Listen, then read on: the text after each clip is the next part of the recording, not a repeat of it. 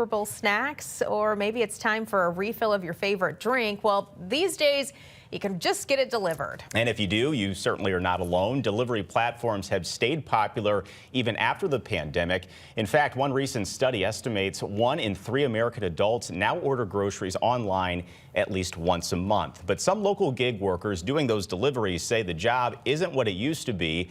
They claim the platforms are putting profits over people. Chief investigative reporter Lauren Traeger gives us a look at what it's really like to be the one doing the delivering. I like to shop. Benita Robinson waits for an Instacart order good enough to take. It's kind of fun for me. When one comes, she enters the Richmond Heights Schnucks, swiping through her phone and swerving through the aisles. I've kind of gotten a method on how I move in the store now. I do the heavy stuff first, I come back to the meat, cold stuff, and produce last. This batch has dozens of items for 3 separate orders. Wanting a good tip, she has to get them quick. Tips help.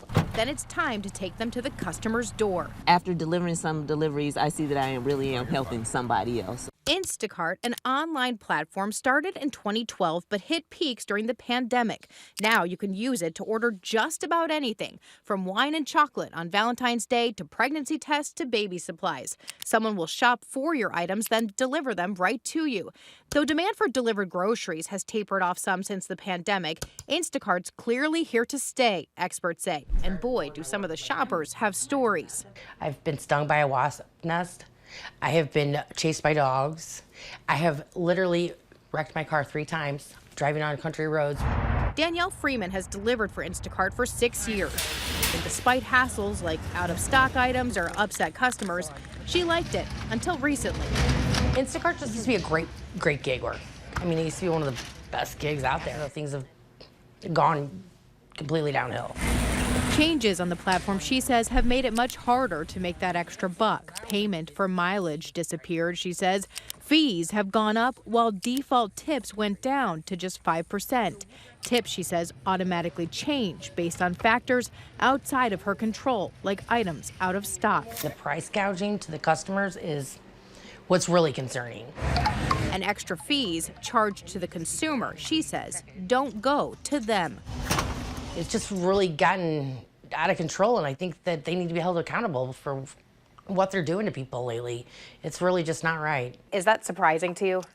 No, I think the fact that they're asking employees to do more in order to be competitive isn't as surprising. John Barrios, a professor at Washington University's Business School, has studied the changing gig economy. Whereas in the good old days, in the beginning, you were making decent money, but that was heavily subsidized back then, and I don't see that coming back. Now that companies like Instacart and Uber are public, he says, they're looking to maximize profits by squeezing workers. So it's really the labor costs that they can play around with, and then you end up getting kind of people outraged that, look, I'm stocking and I'm delivering 35 deliveries and I'm making less than minimum wage. And as independent contractors, he says, they have fewer protections as regular employees.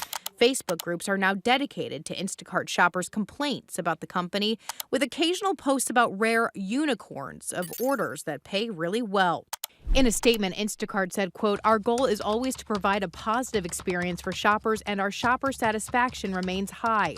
Shoppers are paid by Instacart for each batch they shop, and 100% of customer tips always go directly to the shopper. We consistently seek to improve shoppers' experience on our platform, and will continue to invest in new features and offerings that deliver on this promise for them." Gig work, Barrios says, was sold under the pandemic as a new wave of full-time employment, but he says it's become clear it should only be a side hustle. Recent changes to the platforms, he says, won't hurt educated or skilled workers. Who does this hurt the most then? A lot of it ends up being younger, lower educated individuals that basically rely on this to kind of meet their consumption, their necessities. I'm not going to go shop for 965 items for $7. Come on. Danielle says with a separate full-time job, she's just shopping less for Instacart. We do have a choice. Ultimately, it is our choice to pick it up. But she says customers should know the convenience really does come at a cost. They're being ripped off every day.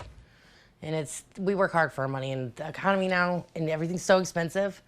they should care. If they don't, they should. Important to point out that for customers, you may be paying more per item than you would in store, in addition to service and delivery fees to use Instacart. The shopper is very reliant on that tip you give them, and from what I've heard, very appreciative too. Now, Instacart says they ensure that 100% of all tips go to the shopper themselves. They also point to a study they commissioned, which says nearly 90% of shoppers have a favorable view of Instacart. More than 80% would recommend shopping on the Instacart platform to others. More stores than ever are using Instacart for their outsourcing. And again, the experts say those services are here to stay. For First Alert 4 Investigates, I'm Lauren Traeger.